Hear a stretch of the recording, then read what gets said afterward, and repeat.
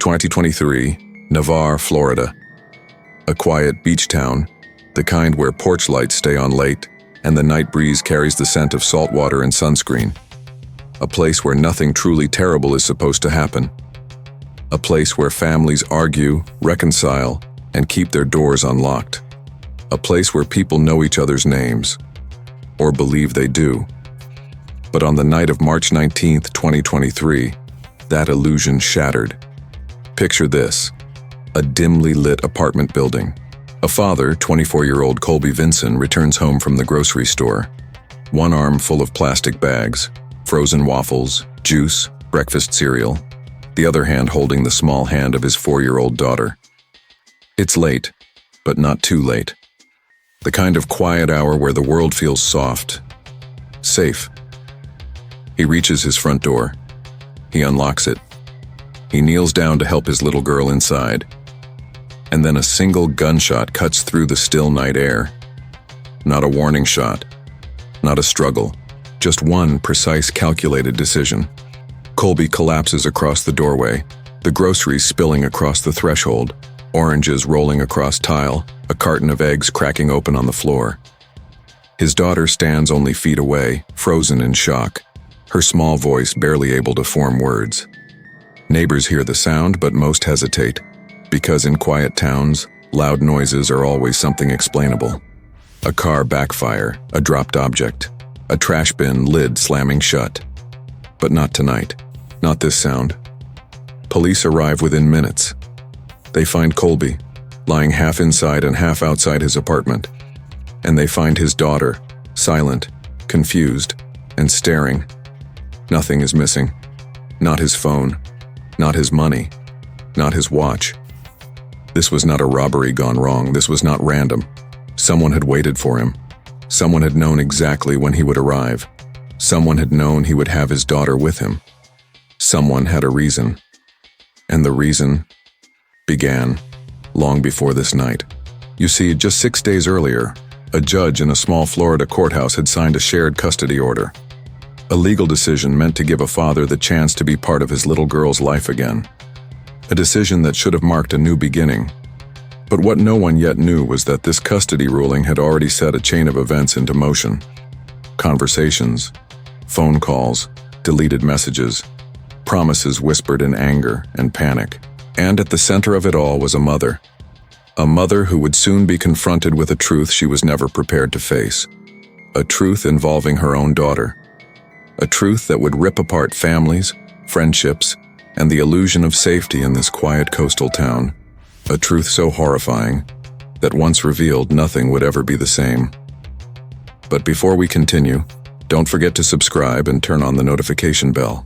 That helps us bring more hidden cases like this to light, the ones that happen far away from headlines in neighborhoods that look just like yours. Now, the story of the night Colby Vinson was killed does not begin with the gunshot.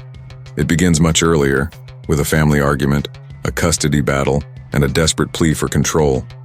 Because in Navarre, Florida, the quietest places often hide the deepest secrets. And this secret was held by a daughter, a grown daughter, whose choices would leave her mother horrified, broken, and questioning everything she believed was true. But to understand how a family reached this breaking point, we must first understand the town, the people, and the life they once shared. Navarre, Florida, is the kind of place travel brochures call the hidden gem of the Panhandle. A stretch of white sand, pastel houses, retirees walking dogs at sunrise, families grilling on Sunday evenings. The kind of quiet that convinces people that life can still be simple. Locals say Navarre feels like one long exhale, slower than Pensacola, less crowded than Destin. A place where the ocean feels close, even when you can't see it. A place where strangers wave at you because that's just what you do here. And for many years, Colby Vinson believed this town offered him the one thing he wanted most: a chance to build a steady life for his daughter. Colby was 24. Young, yes. Too young to have lived through the kind of hard lessons he'd already experienced. He'd made mistakes. He'd fallen in with the wrong influence more than once. He'd tried to straighten out, stumbled, tried again. But to the people who knew him best, His mother, his younger cousins, a few co-workers, Colby's defining traits weren't recklessness or rebellion. It was hope, a stubborn kind. He loved his daughter, and he wanted to be in her life, fully. Her name is withheld publicly, but she had the smile of a child who giggles easily. The kind who points out shapes in clouds, the kind who has a favorite pair of shoes and insists on wearing them everywhere. And she was the anchor that kept Colby grounded. But her mother, Rachel Moore, saw things very differently. Rachel was 25 and her relationship with Colby had been turbulent from the beginning. They were young when they met, fell quickly into love that burned bright and burned out even faster. The kind of relationship that looks warm from the outside, but inside has sharp edges that no one else sees. There were arguments, tears, accusations, promises followed by disappointment. Days of calm overshadowed by nights where neither person trusted the other's decisions anymore. Eventually, their lives split into two separate worlds. Hers, where stability was the priority, and his, where he was still trying to figure out who he wanted to be. The one thing tying them together was their daughter, and that meant custody. For nearly a year, the two parents shared an arrangement that was more emotional negotiation than legal structure. Colby saw his daughter only occasionally, often under limited conditions, sometimes supervised, sometimes brief. The details shifted depending on the day, on moods, on arguments, on fear. But by March of 2023, Rachel was convinced she had reason to worry.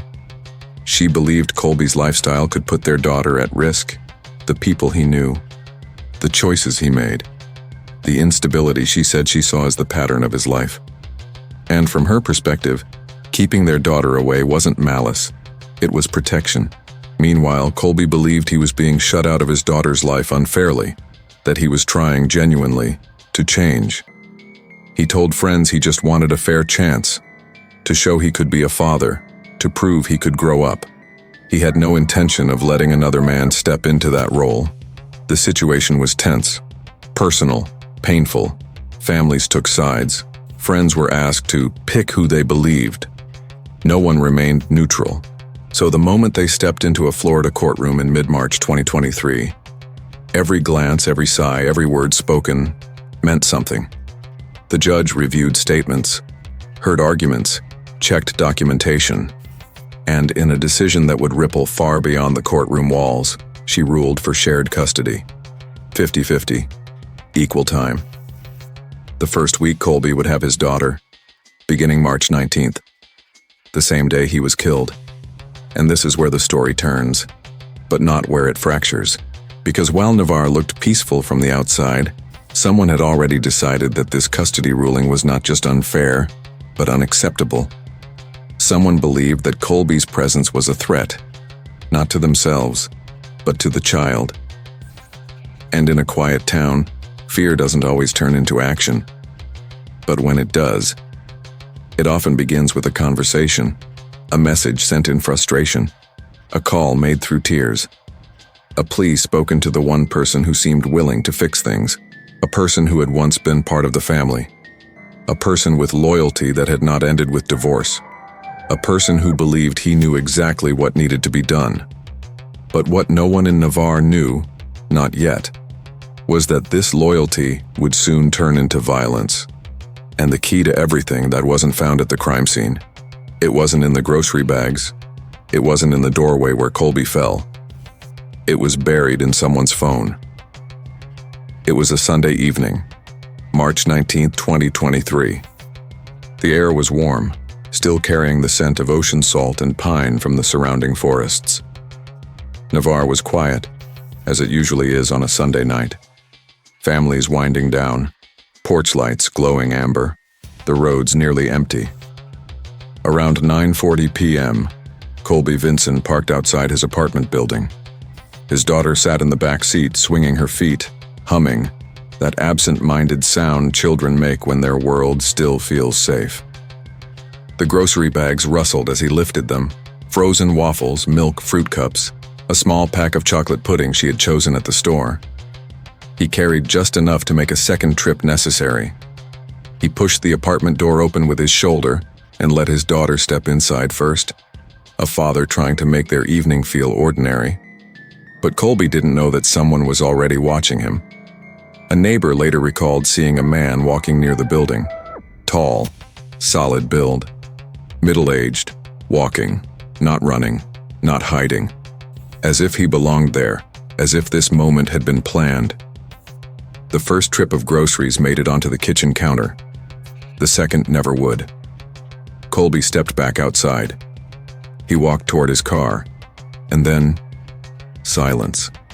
The kind of silence that comes before something irreversible. A single shot broke the stillness. Not a shout, not a struggle, just the crack of a firearm in close range. The bullet struck the back of Colby's head. His body collapsed forward, landing partly inside, partly outside the apartment door. The grocery bag he was carrying spilled. A carton of eggs burst on the tile. A child's plastic juice cup rolled away, leaving a thin trail of sticky orange across the floor. Inside the apartment, his daughter saw everything. She didn't scream, not at first. Sometimes shock is silent. A neighbor would later say it sounded like a trash bin lid slamming shut. Another said they heard a pop like a firework. Others, nothing at all. But one man heard it clearly. A neighbor working on his motorcycle in the parking lot. He looked up. He saw a man walking away. Not hurried, not frantic, just moving, steadily, toward the road, disappearing into the night. He told the others nearby, "A body just dropped. You better get inside." By 10 p.m., the first 911 calls came in. Multiple callers, confusion, panic. No one quite sure what they heard. Santa Rosa County deputies arrived fast. Flashlights swept across the walkway. Blood pooled beneath Colby's head. His phone lay near his hand. His daughter stood only feet away, still in shock. One of the deputies lifted her up, her small arms wrapped around his neck. She didn't cry until much later. Inside the apartment, nothing was disturbed. No doors broken, no drawers opened, no valuables missing. The wallet in Colby's pocket still contained his cards. His phone was still linked to him. Even his car keys were untouched. This was not a robbery. This was targeted. Someone knew he would be there. Someone knew he would be alone except for his child. Someone knew the timing of the custody exchange. The apartment parking lot is bordered by a row of trees, dense enough to watch from, close enough to step out unseen. The shooter didn't run. They walked. The lack of hesitation told investigators something critical. This wasn't a moment of rage. It wasn't impulsive. It was execution. Neighbors described the figure. White male, late 40s to early 50s, heavy-set, but not overweight. No visible facial hair, wearing plain clothing, calm demeanor. Not a stranger to the area, it seemed. Someone comfortable moving through the complex. Someone who didn't feel the need to hide. Police began canvassing door to door, asking, "Did you hear anything? Did you see someone? Was anyone acting unusual tonight?" Most responses were the same. No, this town is quiet. But there were murmurs, whispers, not about violence, not about drugs, not about robbery, about custody, about arguments, about fear, about who was allowed to see the child. Because in small towns, everybody knows something, or believes they do. And what people believed now was that someone wanted to keep a father out of his daughter's life permanently. But police didn't know who. Not yet. What they did know, with certainty, was this. Someone had stood close enough to Colby to fire a single precise shot. Someone who knew where he lived. Someone who knew when he'd return. Someone who did not care that a child would see. Someone who believed the ends justified the means. But what no one knew was that the key to identifying this person, the face behind the gun, was already in motion. A witness description. A car seen leaving the area. A clue hidden not on the ground, but in digital traces. And the first real break in the case would come from a conversation, one spoken in confidence, that was never meant to be repeated. In the hours after the shooting, Santa Rosa County deputies began piecing together fragments. A single gunshot. A man walking away. A little girl found inside. A custody exchange earlier that same day. But there was something else, something that stood out almost immediately. The shooter didn't take anything. Not the phone, not the wallet, not even the car. This wasn't a crime of opportunity. It was purposeful, personal. And that meant the investigation would not begin with strangers. It would begin with the people closest to Colby. Witness accounts form a profile. As officers canvassed the complex, multiple neighbors described the same man. White male, mid to late 40s, around 6 feet tall, heavier build, not sloppy, but solid, quiet, controlled, unhurried. One neighbor added something that made detectives stop. He didn't run. He walked. Like he knew where he was going. Like this wasn't his first time here. That detail mattered. Killers who panic run. Killers who plan walk. The suspect suddenly wasn't just someone angry. He was someone familiar with the layout of the apartments. Someone confident in the timing. Someone who had been here before. The custody link surfaces. When detectives spoke with Colby's family, they heard the same name repeated, not as a suspect, but as the cause of tension. Rachel, the mother of the child. Everyone knew about the custody fight. They knew about the court ruling. They knew emotions were running high. But no one believed Rachel would pull the trigger. So detectives asked the next question: who would do something for her? That question shifted the investigation. And soon, a different name surfaced. A man who hadn't been in Colby's life recently, but who had been in Rachel's. Her former stepfather, Jason Curtis. Who was Jason Curtis? Jason was 53, former military, dishonorably discharged. Known for a quick temper and a fascination with firearms. He lived across state lines in Alabama, but he still had family ties in Florida, particularly to Rachel's side. Ties he never quite let go of. He had a history of violence and a documented pattern of stepping into conflicts that were not his. And most importantly, Jason was fiercely loyal to Rachel. To him, she was still his girl. Even long after the marriage to her mother ended. And detectives discovered something chilling. In the days before the murder, Rachel had contacted him multiple times, not once, not twice. 10 calls exchanged in the week leading up to the shooting. Many of the call logs had been deleted from Rachel's phone, but digital records don't vanish just because someone presses delete. A car scene. Near the scene. A neighbor reported seeing a dark-colored vehicle parked near the complex shortly before the shooting. License plate cameras from nearby intersections confirmed it. The car belonged to a woman Jason was currently seeing. Her plates, her vehicle, in Navarre. That night. She told officers they were just visiting old places, making memories, driving by the beach. But the timeline didn't match. She claimed they stopped for gas. Investigators checked the surveillance footage. There was no stop. She said they took a walk. Footage showed only Jason leaving the vehicle briefly, behind a hotel that shared a parking lot with Colby's apartment complex. The same 10-minute window when Colby was shot. Jason had left the car, walked across the lot, fired once, walked back, and left. A clean, controlled, planned execution. The most damning evidence appears. During a search of the vehicle, detectives found something in the center console. A piece of paper, handwritten. On it, Colby's name, his apartment number, physical description, the location of the grocery store where the custody exchange occurred, and the name of Colby's daughter. This wasn't coincidence. This wasn't impulse. This was reconnaissance. Someone had given Jason every detail he needed. Someone close, someone who cared about the custody ruling, someone who believed the system had failed her. Detectives didn't need to say her name. Everyone in the interview room already knew. Rachel. But the truth hadn't fully surfaced yet.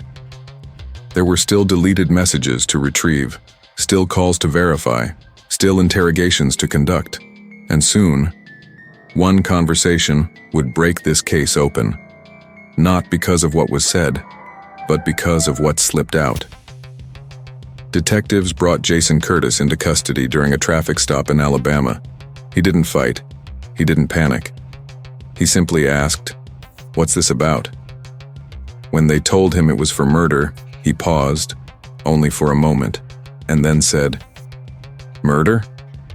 I didn't shoot anybody." But the detectives hadn't mentioned how Colby died. They hadn't said shot. They hadn't said gun. And yet, those were the first words out of Jason's mouth. It was a slip, but in homicide investigation, slips are earthquakes. The interrogation room grew colder. Chairs stopped moving. Detectives leaned in. Jason tried to correct himself. Said he heard it from someone. Said they told him at the traffic stop. Said the police must have mentioned it earlier. But they hadn't, and he knew it. The conversation shifted. The mask loosened. Detectives asked about Rachel, the daughter he once helped raise. He admitted she had called him. He admitted she was upset about the custody ruling. He admitted she had cried about losing her daughter. But when asked whether she had asked him to hurt Colby, he shut down. "I did what I had to do. Not to protect the child, not to protect himself, but to protect Rachel." In Jason's mind, loyalty was love, and love was justification. Meanwhile, in Florida, detectives were speaking with Rachel again. She was exhausted, sleepless, anxious, terrified not just of what had happened, but what the truth now meant. She knew the moment police came to her door on the night of the murder. She knew before they even said Colby's name. A guilty conscience doesn't wait for confirmation. At first, she denied everything. But then came the digital evidence, the messages, the phone logs, the deleted thread recovered from backup. The one where Jason asked, "Do I need to come down there and handle this?" And Rachel replied, "Not much hunting to do, I have the address." Even if, as she claimed, she never meant it literally. She had handed him the map. She had opened the door that someone else walked through. When detectives confronted her with the printed messages, she broke. Her voice cracked. She held her head in her hands. Her shoulders shook in silent sobs. But no tears came, and the room stayed quiet enough to hear every breath. She said, "I didn't ask him to kill anyone." But she had given him motive, fuel, information, and at one point, even offered gas money. In the eyes of the law, that was agreement. That was involvement. That was premeditation. The verdict: Jason Curtis was charged with first-degree murder. At trial, the evidence was overwhelming. The handwritten note, surveillance footage, the witness descriptions, the message history, and the timeline. He was convicted and sentenced to life in prison without the possibility of parole. He will likely die behind bars. For Rachel, the legal process took longer. Years of motions, hearings, and sworn testimony. Her defense argued that she never intended for anyone to die, that she was emotional, overwhelmed, desperate, and afraid for her daughter. But the prosecution presented something stronger than motive. Choice. She had made choices. To call him, to vent to him, to give details, to feed the fire. The jury deliberated. And in April 2025, the verdict was read: guilty of principal to first degree, premeditated murder, and tampering with evidence. She too was sentenced to life in prison. In the courtroom, Rachel stared ahead, jaw tight, expression blank. Her mother wept. Jason did not look at her. Colby's family held each other's hands. There was no celebration, only the heavy silence of a tragedy that could never be undone. Tiamat. A little girl, now 6, is growing up without her father and without her mother. 2 families fractured, a town left shaken, a child left with memories no child should carry. And Navarre, Florida, continues on. The waves still roll in. The sunsets still turn the water pink and gold. Neighbors still walk dogs at dusk. But in one apartment complex, there is a doorway where the air feels different, where someone once stood, where time split. A quiet town remembers, because sometimes the darkest crimes don't happen in cities. They happen in the places that look peaceful, right up until they aren't. And the people who commit them don't always look like monsters. Sometimes they look like family. If you found this story important to tell, or if it made you think about how deeply fear and desperation can twist a life, consider subscribing to Quiet Town Crimes. There are more stories like this, hidden in quiet streets, small towns, and places just like yours. We'll see you in the next case. Stay safe and take care of one another.